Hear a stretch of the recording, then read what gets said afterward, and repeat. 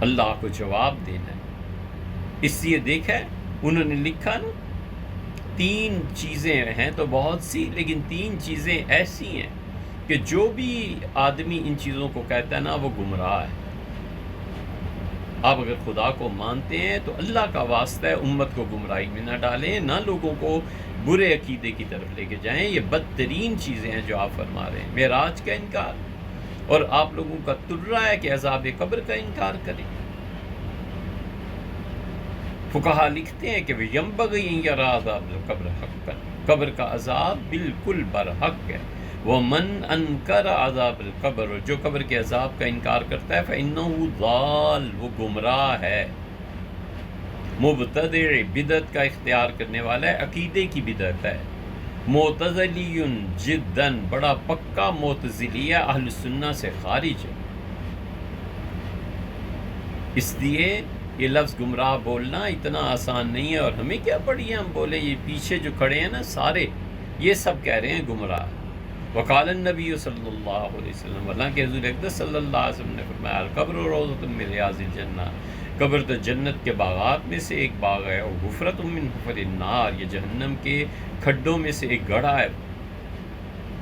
اور حضور اقدس صلی اللہ علیہ وسلم نے فرمایا، عبداللہ ابن مسعود رضی اللہ عنہ نے کہا من قرأ تبارک الذی بیدہ الملک، جس شخص نے ہر رات کو تبارک الذی 29ویں پارے کی پہلی سورت پڑھی، منعہ اللہ عز وجل بہا من عذاب القبر، اللہ اسے قبر کے عذاب سے اپنی پناہ میں رکھے گا۔ وَكُنَّا فِي عہد رسول اللہ صلی اللہ علیہ وسلم، اور ہم حضور اقدس صلی اللہ علیہ وسلم کے دور میں نسمیہا المانیہ، اس سورہ ملک کو کہتے تھے یہ روک دینے والی سورت، مانعہ ہے، منع کر دینے والی۔ کس چیز کو روکنے والی ہے؟ عذاب قبر۔ ابن مسعود رضی اللہ عنہ کی روایت ہے،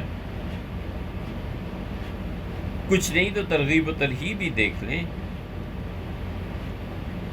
وقال اللہ عز وجل، اور اللہ نے یہ فرمایا کہ من عارض عن ذکری فإن له معیشۃ ضنکا، اور جو شخص ہماری یاد میں غافل ہو جائے گا، غفلت اختیار کرے گا، ہم اس کی زندگی کو تنگ کر دیں گے۔ کہتے ہیں کہ اراد بقولہ معیشۃ ضنکا، یعنی ہم اس کی زندگی تنگ کر دیں گے، اس کی تفسیر یہ ہے کہ ہم اسے قبر کا عذاب دیں گے۔ وقت جاء فی ھذا اخبار کثیرہ، اس میں بہت روایات مل جائیں گی۔ وَنَحْنُ اختصرنا، ہم نے تو بس بہت مختصر 2 حدیثیں ذکر کیا ہے۔ وَھَذَا الْقَدْرُ کِفَایَۃٌ لِلْعَاقِلِ، اور عقل مند آدمی کے لیے بس یہ تحریر بھی کافی۔ اور میں تو جب مانوں، جب میں سمجھوں کہ آپ کا علمی پایا ماشاءاللہ اتنا بلند ہے کہ آپ بغیر تقلید کیے اس عقیدے تک پہنچے، ہمیں کہنے کی اجازت دیں گے کہ ہم اصل گھر تک پہنچیں، مذہبی داستانیں پڑھ لیے اور اس سے اٹھ کے آپ ہم پہ آتے ہیں؟ حبیب الرحمن کاندھلوی اور علامہ تمنا عمادی اور پرویز، ان لوگوں کو پڑھ کے آپ اہل سنہ کے منہ میں آتے ہیں۔